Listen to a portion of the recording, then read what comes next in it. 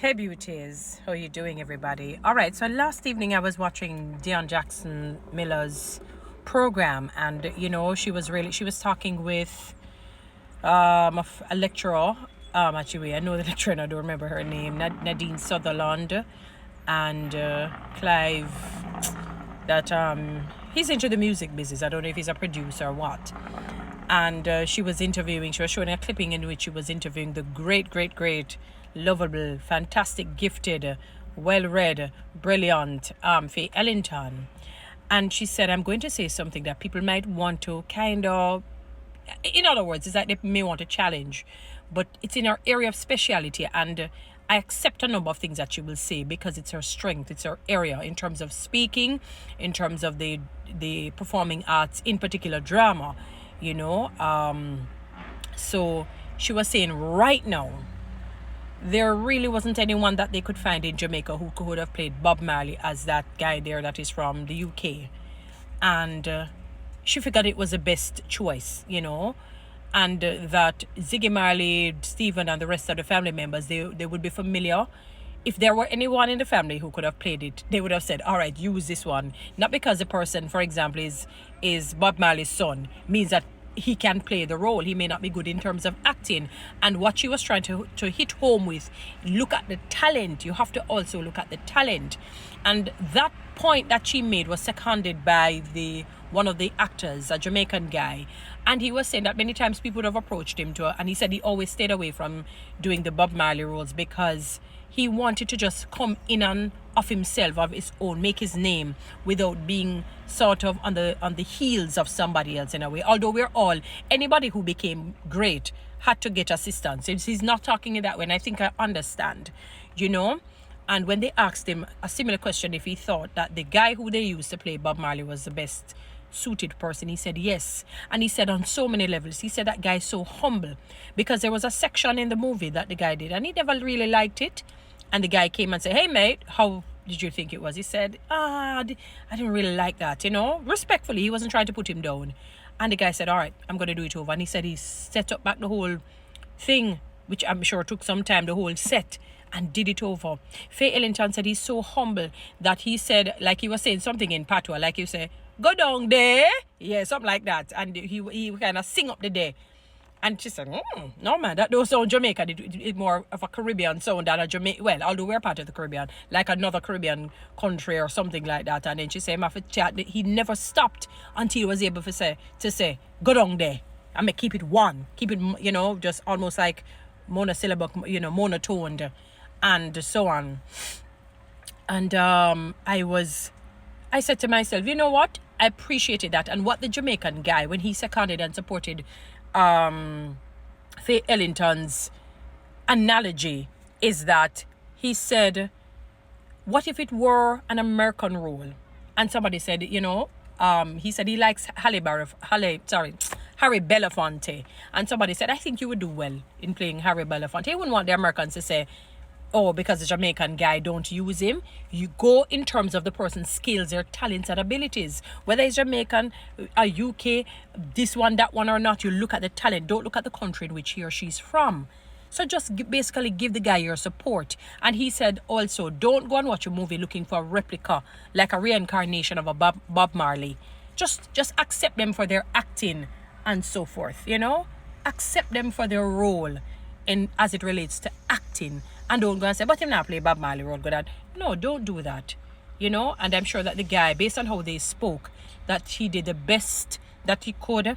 And even just looking at clippings without hearing the talking, I mean, when they look at him, I say, boy, this guy really can pass for like a young Bob Marley still, the lady that they got to play, what Bob Marley's wife name again? Rita Marley. I mean, it doesn't seem bad by just looking, not hearing them speak, just seeing clippings, of the entire thing.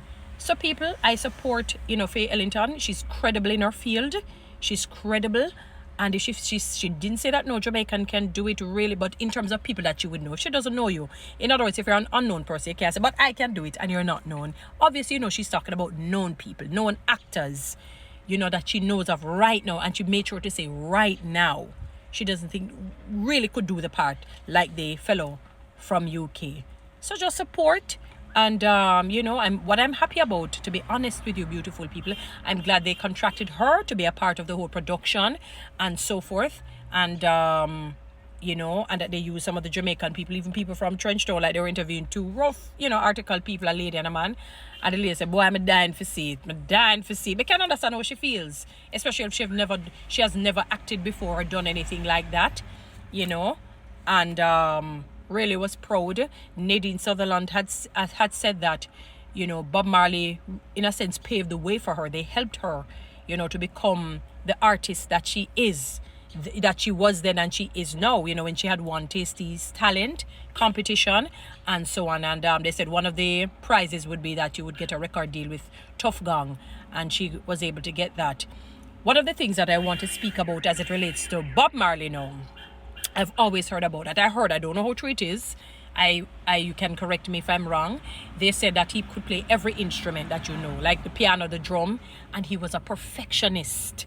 And when I heard him talk about his perfectionist mode, he would go back home and listen and say, this is not right, this is wrong, we're going to fix this. And then he said, by the way, next week we're doing the next gig, or we're doing the next thing, and they had to be on their toes. And, when people say your harmony is tight, like an I-trees harmony, you know that you're singing well, excellent, above excellence. I don't think people understand the mogul of a man that Bob Marley was, and still is carrying on his legacy. You see, that is the importance of doing great for the country. I think somebody had asked her if she think that he should now get the hero status. She said, I don't remember why. She said she's still, I don't know if it is all because it's only because his contributions has only been in a music sense, as opposed to, for example, let's just make the comparison with the other heroes, the greats that really caused a revolution in the social lives of people. I'm not saying that Bob Marley did not cause a revolution, but it was more musical. It was heavier in terms of the music. It was predominantly music. So it's not like he did not make any contributions. So I don't want people to get the wrong impression as though, Bob Marley did not make any contributions to the social growth and development of the country. It is just the reality that, let me make sure I turn on the car a little bit. I turned it up, but it starts to get a little warm. He's not that, in other words, the others never really focused on music, the performing arts. They had more time to spend on getting rid of apartheid, getting rid of the segregation among blacks, segregation in terms of black versus white and other, ethnicities and, cultures and all of that, is really to get rid of injustices, unfairness, especially or predominantly among the poorer classes of people, among the blacks and all of these different things, beautiful people. So they concentrated more. So I can understand why she probably is. I'm not saying that is what she's thinking, I'm only surmising. I'm only just putting in that, not to say that, but Bob Marley was a great man, really was a great man, but predominantly he's known for his timeless music, his music that just spoke about a lot of social upheavals, a lot of injustice, even love, and the realities of life. But in terms of saying, really creating behavior change in people, you probably would give that more to the heroes that have gone, so I can understand why she's saying, let's wait and see still, how far reaching his music is, in terms of creating transformation. Remember, for you to become a hero, it means that you had to create a massive transformation in the lives of people, financially, socially, mentally, spiritually, psychologically, transformation for the better. You can't just say I get hero status and, nothing of the sort has come of that. So, we are grateful. We are grateful for this Bob Marley movie. I wish the cast, all the best. I pray that it will be a stellar hit. I'm sure it will be. Say that the prince and his wife came, Prince Harry, and I call her Sparkle yesterday. Why people? Boy, I need to go work. One of my things in life is to work on people's name. Boy, yesterday I did a video and called the lady Sparkle. But I think my caption had her right name. Meghan Markle. I don't know why I say Sparkle, boy, people.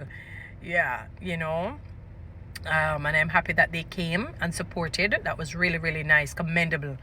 High commendations to the husband and wife. Yes, guys. So we're going to support. All right, guys, follow me on TikTok, subscribe to my YouTube channel. Please share this message. Have a good